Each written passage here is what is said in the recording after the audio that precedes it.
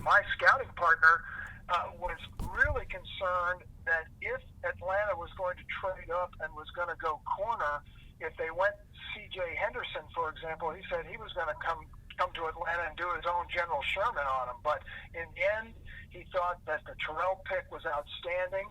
A lot of people have pointed to the national championship game against Clemson and how, or the game, that Clemson LSU lit Terrell up.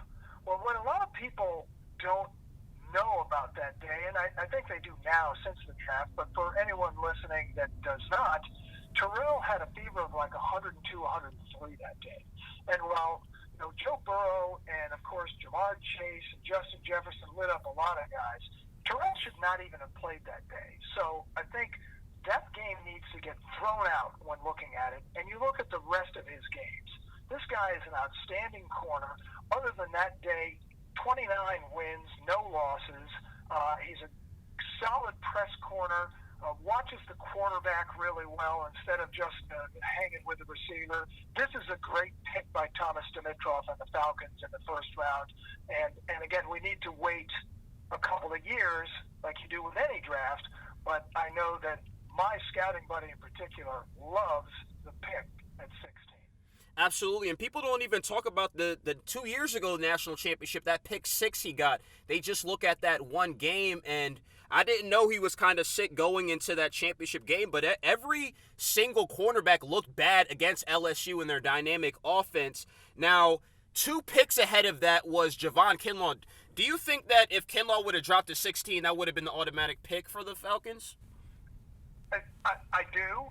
And again, my scouting buddy had said that was really the guy that Thomas Dimitroff was trying to trade up for. Now, I know Thomas Dimitroff says that he wasn't. He was set, and it was Terrell, and that's what he should say. But I know a lot of other people on other teams have said he was burning up the phone lines.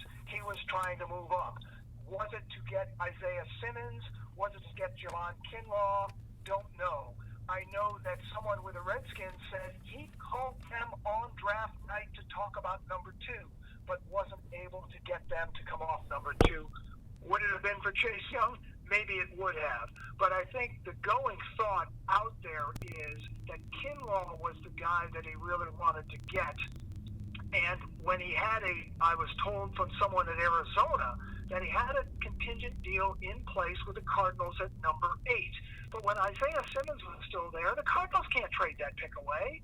So they picked Simmons, and that blew that up. But in the end, they did.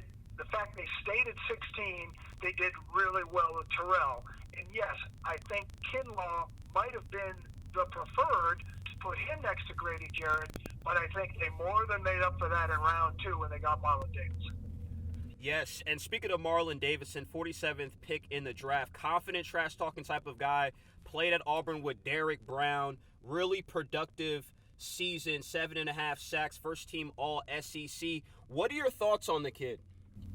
I think it's a great, again, you go back to our defensive tackle podcast and Advance at the Combine, one of the things mentioned in there when talking about Davidson was what a perfect fit he'd be for the Atlanta Falcons because of what he would do playing next to Grady Jarrett. Now, of course, you've got to figure out what's his best position.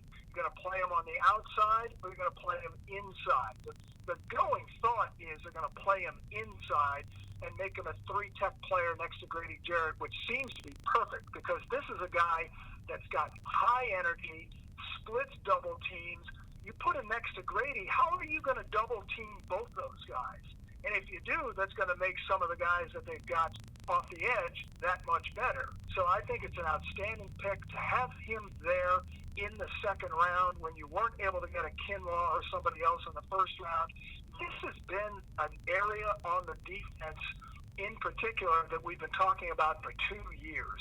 We thought a year ago, get someone next to Grady Jarrett. You had one of the deepest defensive line drafts in recent memory, and they passed on all of it. To take care of that this year and do it in the second round with Marlon Davidson looks like an outstanding pick. Absolutely, and the thing I like about Marlon Davidson the most is that, if just seeing some of the quotes, he says he could play anywhere. He's the type of player that, okay, if Dan Quinn wants to move him here, he'll do it. If he wants to move him in other spots, that he'll be willing to do that. Now let's talk about some of the later draft picks. Which one stood out to you the most?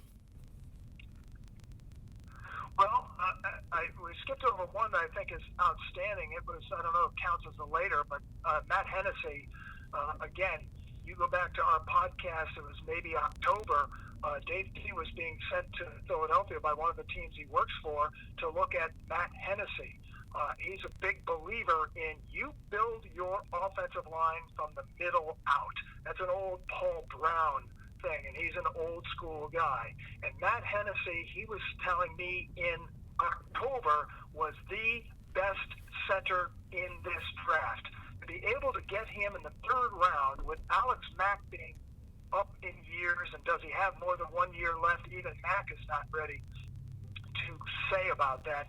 They've got their next center for the next 7 to 10 years in Matt Hennessy. Wow. And of all the numbers you look at for a center at Temple, this is a guy that had 23 second-level blocks last year.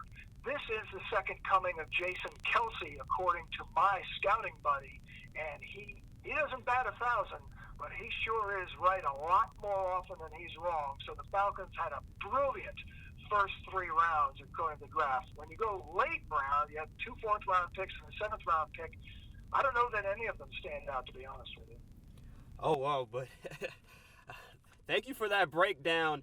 That's the one thing I like always about Thomas Dimitroff. In my opinion, I always think he drafts well. Now, of course, you're going to draft some busts, but I always think he puts the best pieces around the Falcons, even if this is the season where he loses his job, they don't perform well. I think he'll be a general manager somewhere else, because I think the Falcons, he doesn't panic, he's always aggressive, and he gets value in the later rounds, kind of like what you've seen what he did with Grady Jarrett. But thank you, Paul Crane, for breaking down this Falcons draft. Everybody go follow Paul Crane at PaulCrane7 on Twitter. Thank you for joining me, man.